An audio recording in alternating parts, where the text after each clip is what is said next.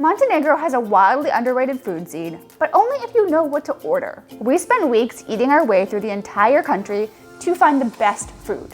From smoky prosciutto to wine you can't buy outside of the country, these are the 10 foods you cannot leave without trying if you want to truly experience Montenegro through its food. Number 1 is cevapi, which these little mincemeat sausages. They're a little bit smoky from being grilled. They are a little bit fatty, so they're really moist. They're really delicious for a quick on-the-go lunch. Oh my gosh, it's so flavorful. They are a traditional Balkan food, so you will find them all across the Balkans, and every country thinks theirs is the best. Number 2 is burek, which dates back to the Ottoman Empire. Bakeries all across Montenegro specialize in burek with different fillings, and it's a very typical breakfast on the go for locals with a yogurt drink. It's a crispy phyllo dough, which is kind of like spanakopita, but we thought it was a little bit thinner and maybe not as crispy. And they stuff it with fillings like spinach, cheese, or potato. It's great for that local breakfast, good for an on-the-go lunch, snack, dinner, food after some Montenegrin wine. Burek really does it all. Pro tip though, try to get it hot and fresh or don't bother. By the way, if you're new here, welcome. I'm Taylor and my husband Caleb, who's MIA, are traveling the world specifically for food and helping you find the best local foodie experiences without the tourist traps. So if that sounds like your vibe, hit subscribe. Number 3 is the prosciutto that's going to ruin you for every other kinds of prosciutto you ever try. Don't tell us we didn't warn you, and that is Negushi prosciutto. Oh my gosh, that's the best prosciutto I've ever had. It comes from the mountain town of Negushi. While you can find it all across the country, this is kind of its home. And it's this prosciutto that's smoked over beechwood and open air smokehouses in the mountains. So it gets this really intense smoky flavor that is just unlike anything we've ever tried. It's one of Montenegro's most iconic meats, and it's not exported, so you gotta try it there, and it pairs very well with their traditional wine. Number 4 is Negushi steak, which also comes from the mountain town of Negushi. It is a pork steak that's sliced, thinly pounded, and then filled with cheese, Negushi prosciutto, and then fried. So yeah, you know it's going to be amazing. It's kind of like the Balkan version of chicken cordon bleu, but pork. I was worried it's gonna be a little too heavy, and it was very heavy, but it was one of my favorite things I ate this whole trip. I love that. Just make sure you pack your stretchy pants. You'll be fine. Number 5 is ispod saka, which is more of a northern mountain dish, but you will find it across the country. We had one of the best ones near Budva on the side of the road at a really small restaurant, which we went to in our Montenegrin foodie road trip video.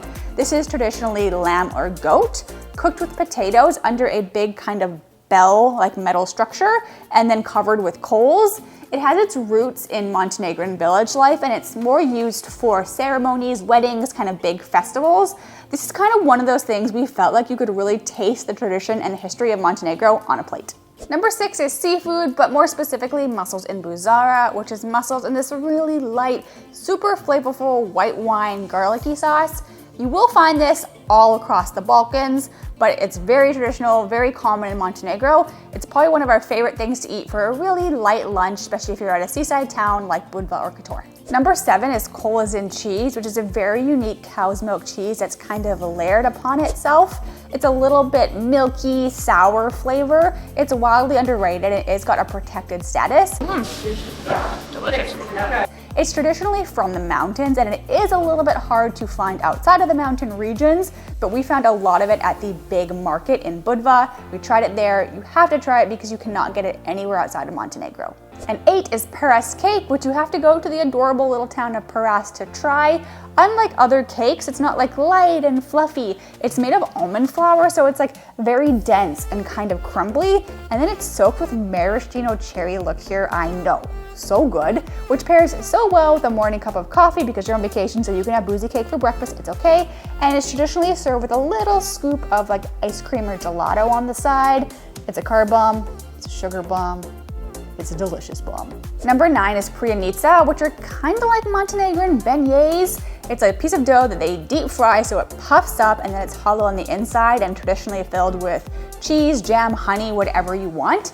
They are traditionally served more at festivals or celebrations, but now they're kind of making their way into normal local life, and they're a very common breakfast. We were obsessed with these. They look like nothing special, but we had them for breakfast when we were staying at a B&B in Lake Skadar, and we're like, oh, we'll have 2, and that turned into 12. Don't tell us we didn't warn you. They are so good. And number 10 is the local Montenegrin wine. Montenegro actually has one of the biggest vineyards in all of Europe, and the locals are fiercely proud of their grapes. Because the wine isn't exported and you have to try it there, we had no idea what to expect, but we loved it.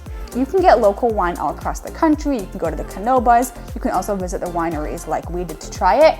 And our favorites were the most local red grape, which is Granite, and I loved the Jalabka white wine. But knowing what to eat is only half the battle. Now you need to know where to find the best versions of all these traditional Montenegrin foods across the whole country. So watch our Montenegro foodie road trip video next right here because we did the research so you don't have to.